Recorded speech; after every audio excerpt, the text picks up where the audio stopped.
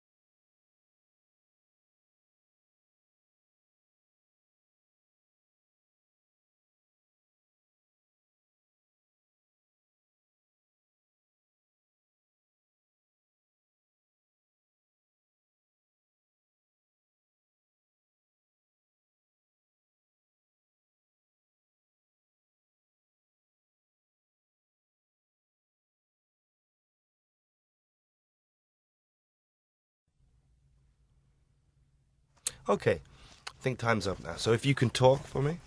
An electronic device I have, I would say I carry my cell phone around every day because it's very convenient. And what's look like? It's black, but I can change the cover. Depends on what color I want it for the day. So sometimes it's black and sometimes it's pink or purple. It really depends on how I feel, what color I want it for that day. And it has a monitor and it has the keypad on it. and what function it has. It can go onto the internet. So basically, I can check my emails or go onto the internet when I'm on the bus or in the MRT. And now it's very convenient because we can actually talk on the phone in the subway. So that's very convenient. And function also, it has the calendar in it so that I can take notes and make sure I don't forget things that I have to do on a particular day. And it has the alarm on for, like, if I'm setting up a birthday reminder for myself or for other friends, then it reminds me so that I won't forget to call my friends on their birthdays. And that's pretty much the functions I use for daily lives, and that's the most convenient electronic device I think I have so far. So that's it. Would you recommend this product to others? Oh yeah, definitely. But in order not to make a commercial here, so I wouldn't say what kind of cell phone I have, but I definitely suggest that everyone should carry one now because it's very convenient to call each other or to communicate. It's just a lot easier. Like, I just wouldn't imagine. It's really hard to believe like how we live and like back in 10 years, like we don't have cell phones. I kind of forgot how life was back then. So Okay. So part 3. You've been talking about an electronic device that you own, and I'd like to ask you 1 or 2 more questions related to this.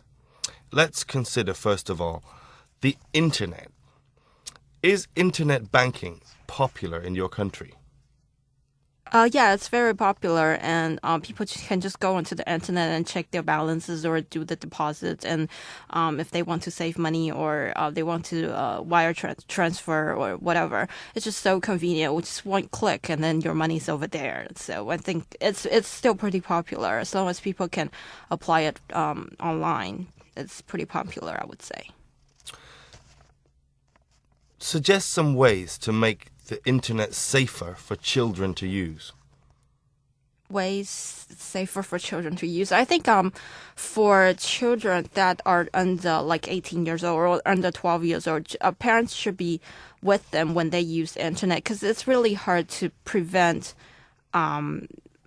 people to put some pictures or articles that's not appropriate for kids to learn. And kids are very smart nowadays. They know like how to get sources they want from the internet and just key in some keywords, and then they are able to find out articles or pictures. So I think for children that are for parents, it's very important for parents to keep them company when they are using internet services or when they are going online. And for students, I think education at school, like whatever a teacher says, are very important. But however, I just don't think students will listen to the teachers that much.